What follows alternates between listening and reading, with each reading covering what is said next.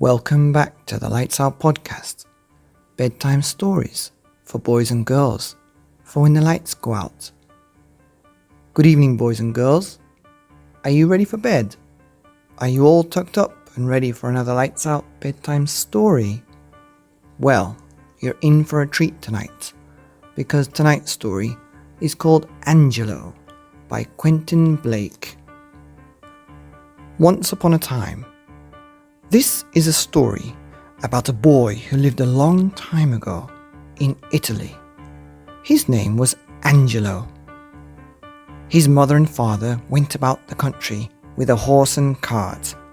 With them went Angelo and his two elder brothers, who were twins called Beppo and Benno, and his younger brother, who was very small and who was called Sandro. All their belongings were in the cart. Whenever they came to a village, they stopped their cart in the square and started to put up a stage. Angelo's father and his big brothers made the stage with planks, and the rest of the family helped to put up the curtains and strings of flags. Then they would pull out their dressing up basket and dress up in their costumes, and then the show began. Soon there was a crowd in the square, and people looked out for their window. Angelo's father banged on a drum, and Beppo and Benno did marvellous balancing tricks. They could stand upside down on each other's heads and were very good at tripping each other up and falling over. After that, Angelo's father sang funny songs and played on the guitar, and Angelo's mother shook a tambourine. Even Sandro had a little drum of his very own to bang along. But the most extraordinary thing was Angelo's rope dancing act. He could climb onto a tightrope and walk along it. He could even do a dance on the rope. And he never fell off. Down below, the people stared and clapped their hands. And then, in the evening, when they had finished their songs and dances and had packed up their stage and their costumes, they would go and camp under the trees, and Angelo's mother would cook their dinner.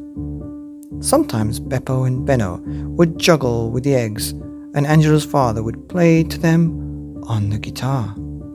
And so they travelled about Italy from village to village. Until one day, when Angelo had just finished his rope dancing, he saw a girl looking at him from a window.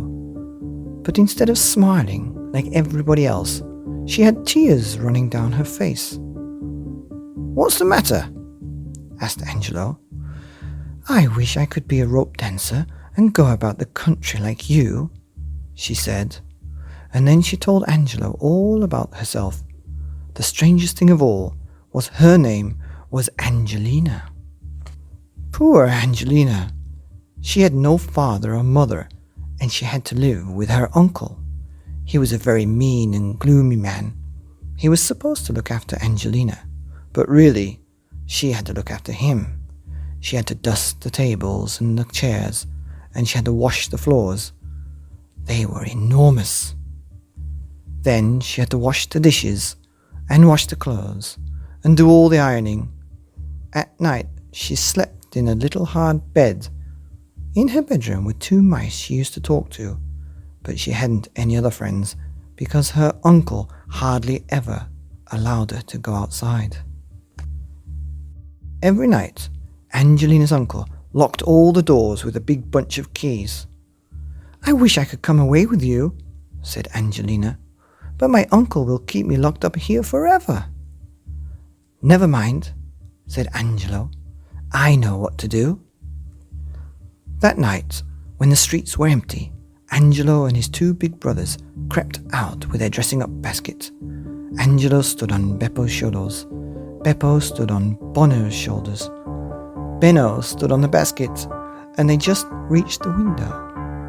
Angelina was waiting. They lifted her down, and quickly she hid in the basket. Off they ran to where the cart was waiting, and when the sun rose the next morning, Angelo's family had gone, and so had Angelina. After that, Angelina was just like one of the family. She went with them everywhere in their cart, and every day Angelo gave her lessons in rope dancing. To start with, Angelina fell off rather a lot, but in the end, she could really dance on the rope. And then Angelo's mother made Angelina a beautiful costume of her very own. And so, Angelo and Angelina danced together on the rope, and the people laughed and clapped to see them wherever they went. The end. Wow, I think I even included Bono in that story. Now, boys and girls, if you know who Bono is, let me know. And if you don't know who he is, ask your mum and dad, because they certainly will. Good night. See you tomorrow for another episode of Lights Out Podcast.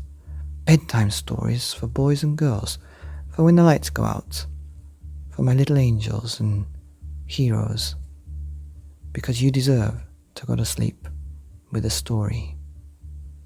Good night.